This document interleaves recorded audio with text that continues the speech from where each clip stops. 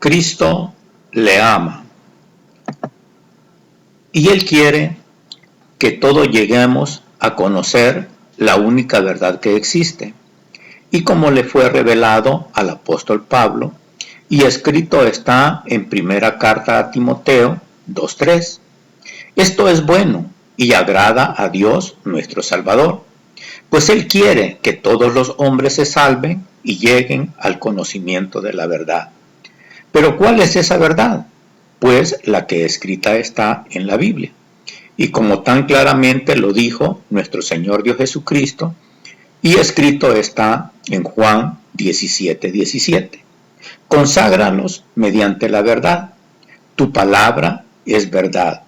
Y para que no quede ninguna duda de lo que escrito está en la Biblia es verdad, es el mismo Dios quien se lo dice directamente al apóstol Juan, cuando le es permitido ver los acontecimientos de los últimos tiempos, como escrito está en Apocalipsis 21:5. Y el que estaba sentado en el trono dijo: ahora todo lo hago nuevo. Y luego me dijo: escribe que estas palabras son ciertas y verdaderas. Y es por esto que, basado en la Biblia, se desmentirán muchos dogmas que se hacen en la Iglesia Católica, Apostólica y Romana, pero que son mentiras, y todo de acuerdo con su Biblia católica latinoamericana, para que no quede ninguna duda. Siendo la primera mentira la de que el apóstol Pedro es el primer papa, y esto se aclarará en 6 etapas o partes, siendo la primera que los sacerdotes instituidos por Dios se casaban y tenían hijos, pero los sacerdotes instituidos por la Iglesia Católica no les permiten que se casen, y como Pedro era casado, no puede ser papa. Página 1. Primera gran mentira sobre doctrinas de la Iglesia Católica. Primera parte. Para atreverme a hablar de mentiras es porque hay evidencias de qué es una mentira, de acuerdo con lo que escrito está en la Biblia y de manera muy especial en la Biblia católica latinoamericana.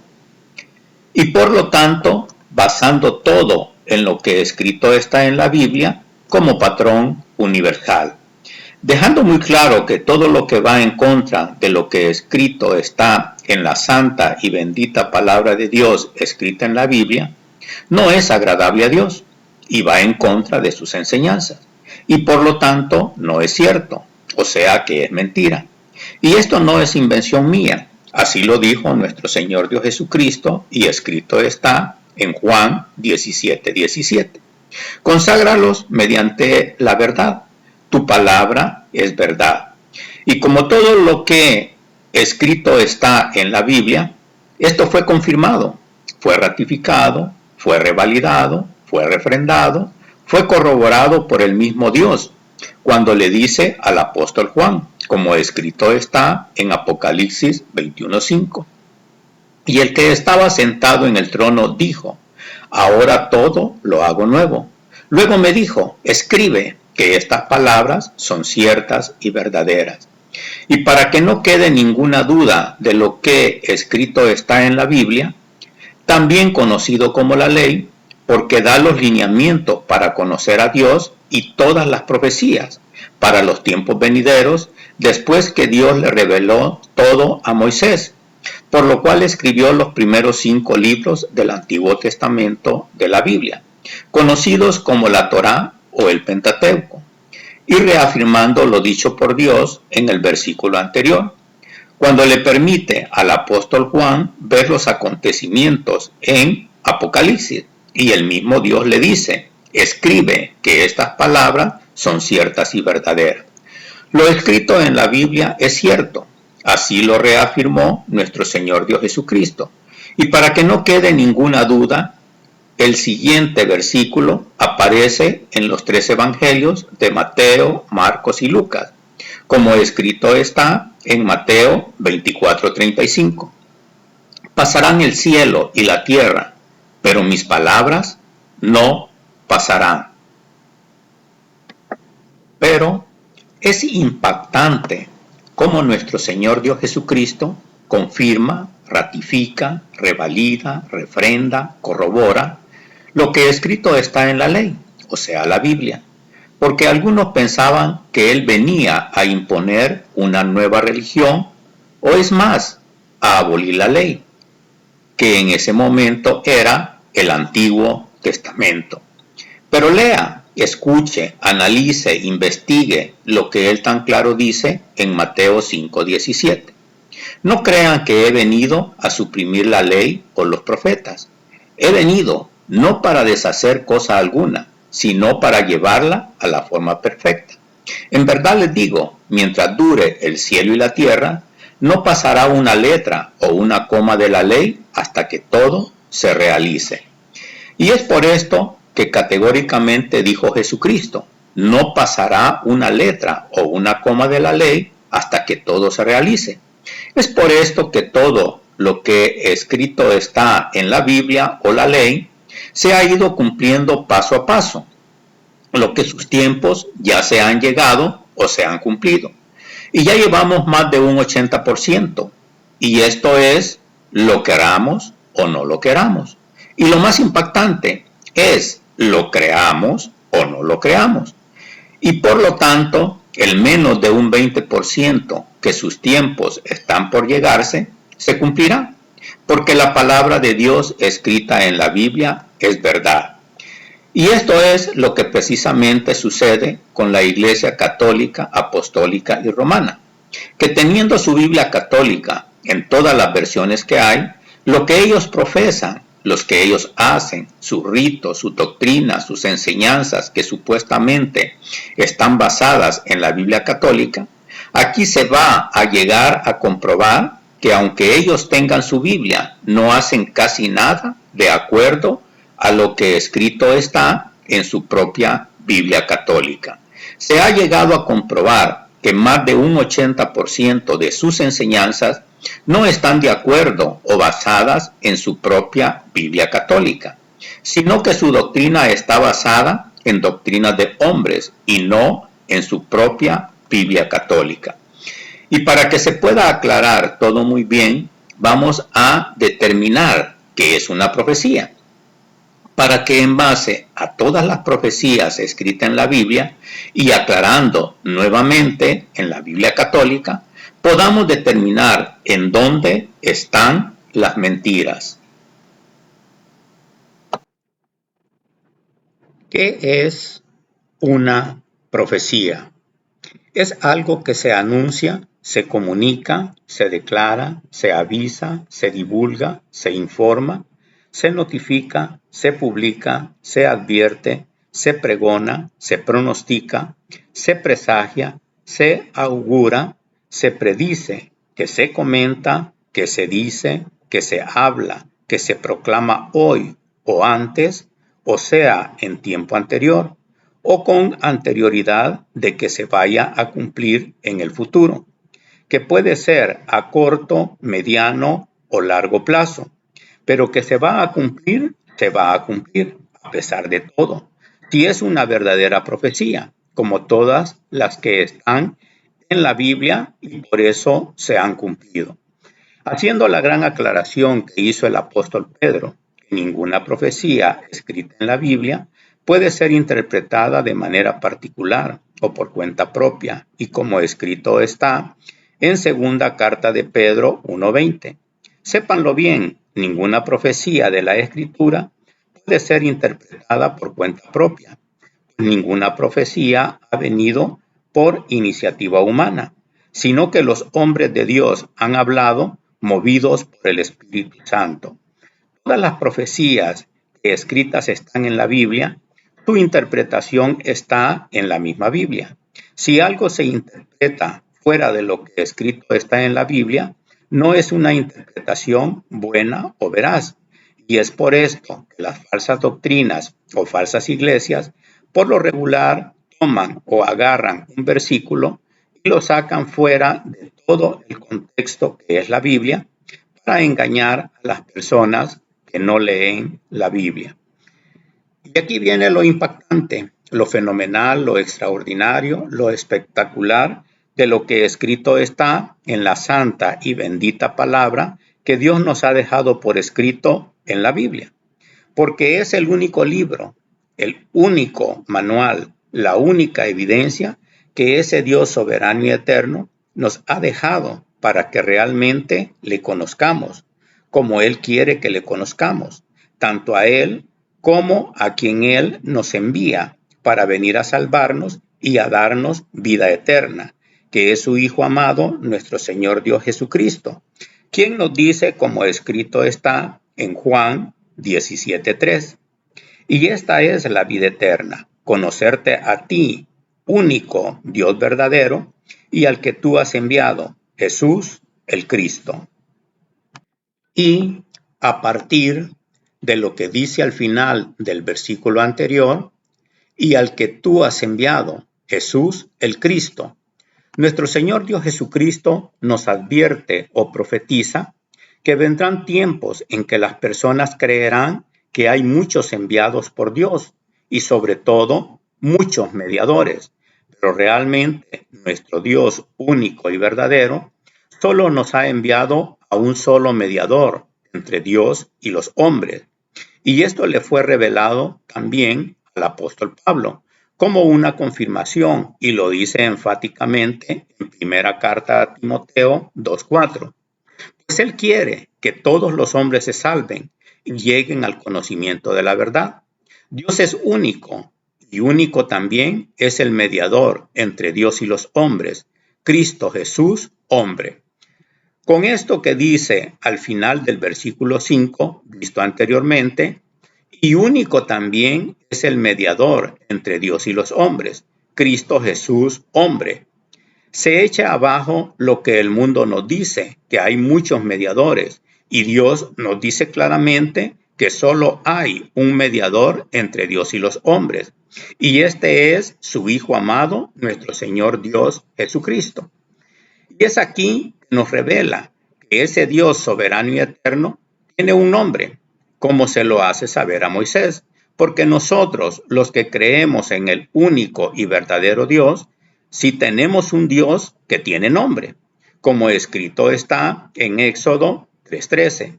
Moisés contestó a Dios: si voy a los hijos de Israel y les digo que el Dios de sus padres me envía a ellos, si me preguntan cuál es su nombre, ¿qué les voy a responder? Dios dijo a Moisés: yo soy, yo soy. Así hablarás al pueblo de Israel. Yo soy, me ha enviado a ustedes. Pero aquí viene algo que ya en la Biblia católica latinoamericana ya se ha cambiado, como aparece en Internet. Y es por eso que se anota como escrito está en la Biblia cristiana. Éxodo 3:13.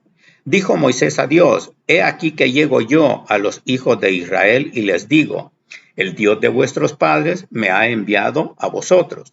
Si ellos me preguntaren cuál es su nombre, ¿qué les responderé? Y respondió Dios a Moisés: yo soy el que soy. Y dijo: así dirás a los hijos de Israel: yo soy, me envió a vosotros. Y ese Dios único y verdadero quiere que le conozcamos por su nombre y que lo recordemos por su nombre, como escrito está en Éxodo 3:15. Y también les dirás: Yahvé, el Dios de sus padres, el Dios de Abraham, el Dios de Isaac y el Dios de Jacob, me ha enviado. Este será mi nombre para siempre, y con este nombre me invocarán de generación en generación. También se anota como escrito está en la Biblia cristiana, Éxodo 3:15. Además dijo Dios a Moisés: así dirás a los hijos de Israel: Jehová, el Dios de vuestros padres, el Dios de Abraham, Dios de Isaac y Dios de Jacob, me ha enviado a vosotros. Este es mi nombre para siempre, con él se me recordará por todos los siglos. Aquí se hace la aclaración que en la Biblia católica latinoamericana al Dios único y verdadero se le conoce como Yahvé, y en la Biblia cristiana se le conoce como Jehová. pero se está refiriendo al mismo Dios. Yo soy el que soy. Esto es similar a como alguien que se llama Francisco en México y en muchos otros países se le conoce como Paco o Pancho o Frank o Frankie, etc.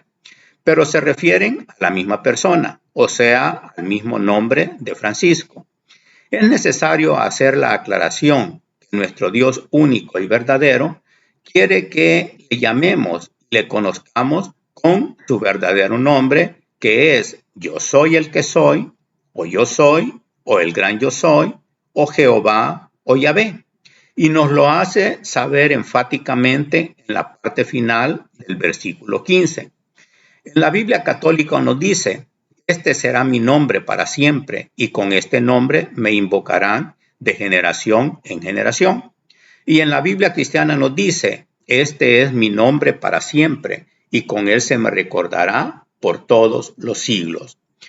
Esto realmente es una profecía, porque en tiempos anteriores y de manera especial en los últimos tiempos, por lo regular solo se habla de Dios. ¿Pero cuál Dios? ¿Hablan del Dios único y verdadero o se están refiriendo a los ídolos? Y es más, ya en las últimas versiones de las Biblias hasta están omitiendo referirse a Dios y en su lugar usan Señor. ¿Pero cuál Señor? ¿El Dios o Señor único y verdadero o se están refiriendo a los ídolos? Y es por esto que el apóstol Pablo hace la aclaración, lo que realmente es una profecía, como escrito está en primera carta a los Corintios 8:4. Entonces, ¿se puede comer carne sacrificada a los ídolos? Sabemos que un ídolo no es nada en realidad y que no hay más Dios que el único. Ciertamente la gente habla de dioses en el cielo o en la tierra, y en ese sentido hay muchos dioses y señores, pero para nosotros hay un solo Dios, el Padre. Todo viene de Él y nosotros vamos hacia Él. Y hay un solo Señor, Cristo Jesús. Todo depende de Él y de Él dependemos nosotros. Esto es muy importante de comprenderlo, meditarlo y entenderlo muy bien, porque en lo visto anteriormente el apóstol Pablo es muy enfático en el versículo 5. Ciertamente la gente habla de dioses en el cielo o en la tierra, y en ese sentido hay muchos dioses y señores. Pero fíjese muy bien lo que dice: ciertamente la gente. Pero acordémonos que nosotros somos diferentes. Como nuevas criaturas que somos, o como hijos de Dios que somos, es directo y muy enfático lo que nos dice en el versículo 6. Pero para nosotros hay un solo Dios, el Padre. Todo viene de Él y nosotros vamos hacia Él. Y hay un solo Señor, Cristo Jesús. Todo depende de Él y de Él dependemos nosotros. Porque en este mundo existen muchos dioses y muchos señores y muchos santos y muchas vírgenes y muchos ídolos y miles de todo aquello hecho por las manos de los hombres, que nunca pueden ser dioses, pero que para los que no conocen al único y verdadero Dios, estos son sus dioses y señores. Pero gracias a nuestro Dios único y verdadero y a su Hijo, nuestro Señor Dios Jesucristo, que nos dejaron un manual, un libro, una base que nos permite conocerlos, y esta es su santa y bendita palabra escrita en la Biblia. Y este libro fue escrito verdaderamente por hombres, pero no por cualquier hombre, sino por los santos hombres de Dios, que por inspiración de su santo y bendito Espíritu, es Dios soberano y eterno, les da las palabras para que las escribieran en la Biblia. Y es por eso que la Biblia tiene tanta profecía, porque ese Dios que nos ama nos dice lo que en el futuro va a suceder, para que ya estemos advertidos y no caigamos en la mentira que existe en este mundo, como escrito está en segunda carta de Pedro 1:21. Pues ninguna profecía ha venido por iniciativa humana, sino que los hombres de Dios han hablado, movidos por el Espíritu Santo. Uno de los grandes errores de las diferentes iglesias que dicen llamarse cristiana, incluyendo la Iglesia Católica, Apostólica y Romana, porque ellos mismos dicen que son cristianos, es que han tomado uno o unos versículos de la Biblia y los han sacado fuera de todo un contexto, que es toda la palabra que Dios en su infinito amor y misericordia nos ha dejado por escrito en su santa y bendita palabra escrita en la Biblia. Y de esto hacen una iglesia, una congregación, una doctrina, etc. De esta manera engañan a las personas que no leen su Biblia. Y todas esas mentiras aquí se echarán abajo. Nos vamos a ir paso a paso aclarando cada profecía que escrita está en la Biblia y de la que han creado una mentira, porque ya estaba profetizado y para que no quede ninguna duda, será de la Biblia católica y de manera muy especial de la Biblia católica latinoamericana, haciendo la aclaración que si en la Biblia católica, sobre todo la que aparece en Internet, ya se ha tergiversado o acomodado a conveniencia, o sea que no están dando el mensaje original, entonces se anotará de la Biblia cristiana para hacer las aclaraciones respectivas y en su debido momento. Y de acuerdo a cada profecía que está escrita en la santa y bendita palabra de Dios que escrita está en la Biblia, veremos dónde se cumple esa profecía. O sea, donde en la Iglesia Católica, Apostólica y Romana se da una mentira donde se cumple la profecía. Para lo cual nos vamos a basar primordialmente en su Biblia, o sea, la Biblia católica, y de manera muy especial en la Biblia católica latinoamericana. Y todo se va a desglosar punto por punto. Esta primer gran mentira es decir y asegurar que el apóstol Pedro es el primer papa. Esta primera aclaración sobre las mentiras y doctrinas de la Iglesia Católica, Apostólica y Romana es muy importante porque algo que desde sus inicios no empieza bien, nunca va a estar bien. Nos vamos a ir paso a paso, dejando muy claro por qué esto de que el apóstol Pedro es el primer papa es una gran mentira. Y esta primer gran mentira está integrada por 6 mentiras, siendo la última, o sea, la número 6, la más impactante. Se va a comprobar por medio de muchas profecías. Se irán viendo una por una, en donde en la última mentira y la fundamental para ellos, se va a demostrar cómo han tergiversado la palabra a su conveniencia. Tomando el versículo Mateo 16:16, Pedro contestó: Tú eres el Mesías, el Hijo del Dios vivo. Jesús le replicó: Feliz eres, Simón Barjona, porque esto no te lo ha revelado la carne ni la sangre, sino mi Padre que está en los cielos.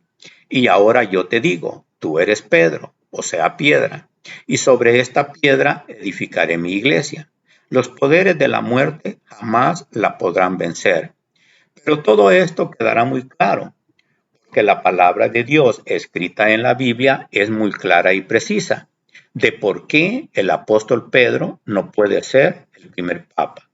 Primera parte, primera mentira, porque el papado va en contra de lo establecido por Dios desde el inicio de la creación, que es la primera profecía que se cumple cuando se crea la Iglesia Católica, porque ellos desobedecen lo que escrito está en Génesis 1:27. Creó Dios al hombre a su imagen, a imagen de Dios lo creó, macho y hembra los creó. Y luego dice cuál es su propósito de crearlos macho y hembra, como escrito está en Génesis 1:28. Dios los bendijo, diciéndoles: sean fecundos y multiplíquense, y llenen la tierra y sométanla. Tengan autoridad sobre los peces del mar, sobre las aves del cielo, y sobre todo ser viviente que se mueve sobre la tierra.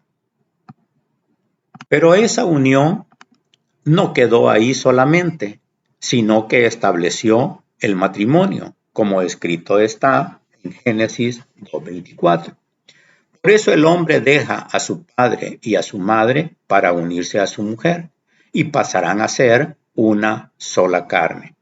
Pero la Iglesia Católica, Apostólica y Romana no cumple con este mandato de Dios, ni con lo que escrito está en su Biblia, y como fueron los primeros sacerdotes que sí eran casados. Y cuando Dios establece el sacerdocio, siendo Aarón el primer sacerdote, este tiene esposa y tiene hijos, como escrito está en Éxodo 6:23. Aarón se casó con Elizabeth, hija de Aminadab, hermana de Nahasón, de la que tuvo 4 hijos: Nadab, Abiú, Eleazar e Itamar. Los sacerdotes se iban sucediendo en la familia. Por lo tanto, después de Aarón, siguió como sacerdote su hijo Eleazar. Y todos los sacerdotes se casaban y tenían hijos que los iban sucediendo en el sacerdocio. El caso es que los sacerdotes se casaban y tenían hijos de acuerdo con el mandato de Dios de procrear.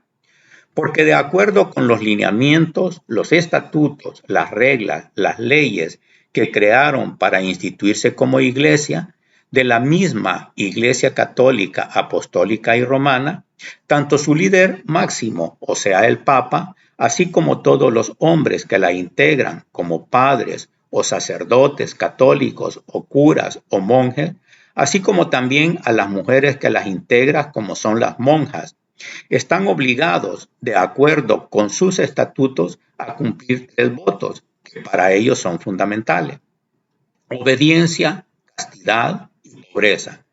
Pero es increíble que este primer voto, que habla de obediencia, es quebrantado o no lo cumplen, porque desobedecen lo que nos dice la primera profecía, la cual desobedece porque no se casan ni procrean. Pero esta primera profecía del Antiguo Testamento fue complementada por el apóstol Pablo en el Nuevo Testamento, que por inspiración del Espíritu Santo le fue revelado que vendría una iglesia que no es la verdadera, porque es la iglesia mentirosa, la iglesia falsa, la iglesia apóstata, la iglesia violenta, que tendría parte de su fundamento en la prohibición de casarse. Pues en los tiempos antiguos, cuando Dios instituyó el sacerdocio, y en los tiempos de Jesucristo y los apóstoles, los sacerdotes eran casados, dándose así la segunda profecía, como escrito está en primera carta a Timoteo 4:1. El Espíritu nos dice claramente que en los últimos tiempos algunos renegarán de la fe para seguir espíritus seductores y doctrinas diabólicas. Aparecerán hombres mentirosos con la conciencia marcada con la señal de los infames. Estos prohíben el matrimonio y no permiten el uso de ciertos alimentos, a pesar de que Dios los creó para que los comamos y luego le demos gracias. Así lo hacen los creyentes que conocen la verdad. Y esta primera y segunda profecía se cumple cuando nace la Iglesia Católica, Apostólica y Romana, en donde les prohibirían a los padres, a los sacerdotes, a los curas, a los monjes, a los papas, a las monjas que se casen, cuando es Dios quien instituyó el matrimonio. Y también se cumple la profecía en donde se prohíben ciertos alimentos, como sucede para Semana Santa, en donde solo pueden comer pescados y marisco. Pero la Iglesia Católica prohíbe que los padres, los sacerdotes, curas o monjes y hasta los papas lleguen a casarse. Y también las mujeres, que son las monjas. Es así que se cumple esta segunda profecía, como tan claro lo dice el apóstol Pablo en el pasaje visto anteriormente en primera carta a Timoteo 4 y al inicio del versículo 2, descritos a continuación. Aparecerán hombres mentirosos con la conciencia marcada con la señal de los infames. Estos prohíben el matrimonio. Por lo tanto, el apóstol Pedro no puede ser el primer papa, porque él estaba felizmente casado y hasta amaba a su suegra, a la cual sana nuestro Señor Dios Jesucristo, como escrito está en Mateo 8:14. Jesús fue a casa de Pedro. Allí encontró a la suegra de éste en cama, con fiebre. Jesús le tocó la mano y se le pasó la fiebre. Ella se levantó y comenzó a atenderle. Pero junto a esta segunda profecía, el apóstol Pablo nos da una tercera profecía, y es respecto a su celibato, o a su don de abstinencia o don de continencia, como tan claro lo explica en primera carta a los Corintios 7:6.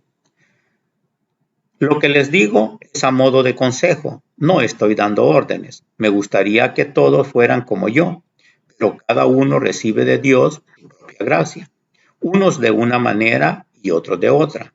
A los solteros y a las viudas les digo que estaría bien que se quedaran como yo, pero si no logran contenerse, que se casen, pues más vale casarse que estar quemándose por dentro. Para aclararlo aún más, la Biblia cristiana habla de que el no casarse es un don, que no es para todos. Primera carta a los Corintios 7:9. Pero si no tienen don de continencia, cásense, pues mejor es casarse que estarse quemando. Y esta tercera profecía se cumple cuando a los hombres, que son los padres, a los sacerdotes, a los curas, a los monjes, a los papas y a las mujeres, que son las monjas, les prohíben casarse en la Iglesia Católica. Pero no tienen el don que tenía Pablo, como él lo describe claramente, porque él no era casado. En versículo visto anteriormente, el 7:8. A los solteros y a las viudas les digo que estaría bien que se quedaran como yo. Pero hace la gran aclaración que si no son como él, o sea, que si no tienen don de continencia, que entonces mejor cásense, como tan claro lo dice el versículo 7:9. Pero si no logran contenerse, que se casen, pues más vale casarse que estar quemándose por dentro. Pero en la Iglesia Católica esto es un mandato, una orden de no casarse. Por no tener este don de abstinencia o continencia, es que esos padres o sacerdotes, esos curas, esos monjes, lo que ha llegado a pasar es que han destrozado la vida de tantos niños y niñas porque se convierten en pedófilos. Y de esto hay tantos ejemplos, entre los que tenemos, como la noticia en el periódico El País. El infierno del padre Marcial Maciel fue el más grande criminal de la Iglesia Católica y a la vez su mayor recaudador de fondos.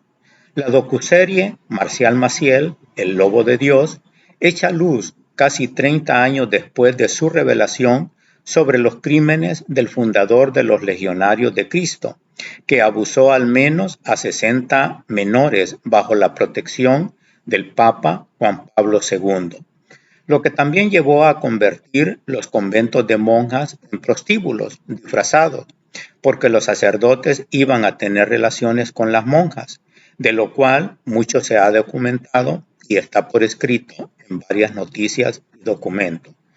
Pero también llegan a tener tantos hijos ilegítimos porque se meten con mujeres que asisten a sus iglesias o que llegan a conocer en otros lugares. Pero para que no se vaya a descubrir, los hijos que llegan a engendrar no los reconocen y las mujeres asumen esta responsabilidad de tener ese hijo sin padre, y estos nacen y crecen como bastardos o hijos ilegítimos, porque no los reconocen para que no se vaya a divulgar que el padrecito, el cura, el sacerdote incumplió su voto de castidad. Y también ha llegado a darse que hay homosexuales entre los sacerdotes o curas, lo que es más aberrante porque practican relaciones sexuales no autorizadas de acuerdo a su propia Biblia católica. Pero de acuerdo a la verdadera realidad, la gran mayoría de los hombres, como son los padres, los sacerdotes o curas o monjes, y aún los mismos papas y las mujeres a las que se les llama monjas, realmente no cumplen ninguno de los votos que hacen. como son obediencia, castidad y pobreza, haciendo hincapié en que realmente son los hombres que más desobedecen los mismos votos que hacen cuando son ordenados como padres o sacerdotes. Porque aquí están incumpliendo primeramente el voto de obediencia a su Biblia y al mandato de Dios de casarse y crecer y multiplicarse.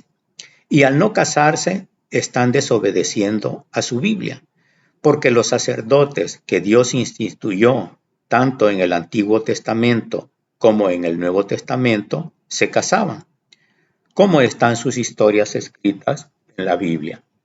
Luego tampoco cumplen con el voto de castidad, porque hasta eso está mal interpretado, ya que castidad no quiere decir que las personas no deben casarse, porque la castidad es la pureza sexual.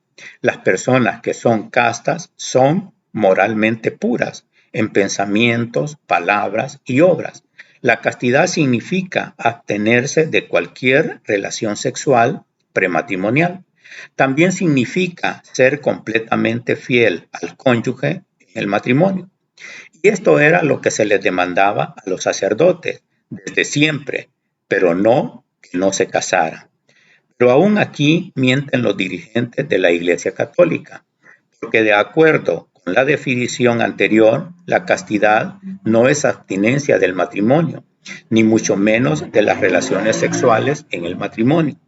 No quiere decir que no se deben casar, más bien se está refiriendo a ser puros y castos en el matrimonio, como le fue revelado al apóstol Pablo, cuando habla sobre los obispos, como escrito está en primera carta a Timoteo 3:2.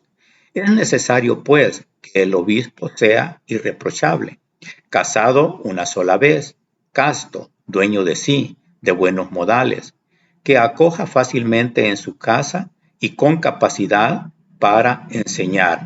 Y para que quede más claro, porque dice casado una sola vez, se anota también de la Biblia cristiana, porque especifica mejor y es más puntual al decir marido de una sola mujer.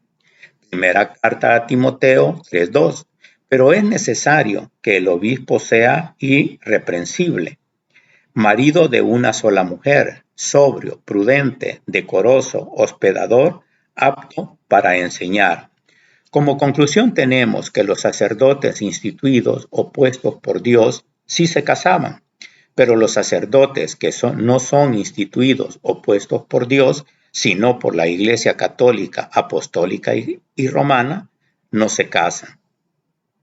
Por lo tanto, en lugar de voto de castidad, más bien debe decir voto de abstinencia o continencia, porque la mayoría tienen relaciones sexuales con mujeres y también destrozando la vida de niños y niñas a los que violan.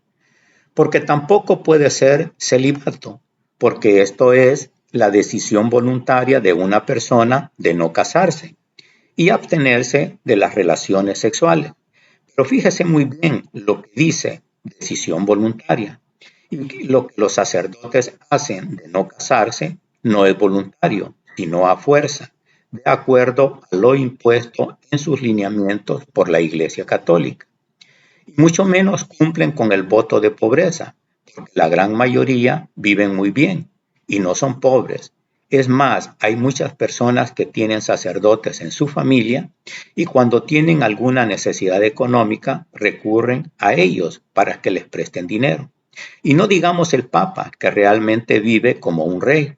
Y no solo eso, viven con grandes derroches de suntuosidad, es decir, con grandes lujos y hasta cierto punto de una manera muy ostentosa. Aunque públicamente quieren aparentar como que realmente viven en obediencia, en castidad y en pobreza, y teniendo una vida falsa que aparentan santidad a Dios, pero no les sirven al único Dios verdadero, sino a los ídolos. Fue por eso que Jesucristo los describe claramente, aunque omite referirse a los sacerdotes directamente por los grandes problemas que había en esos tiempos. En Mateo 23:27.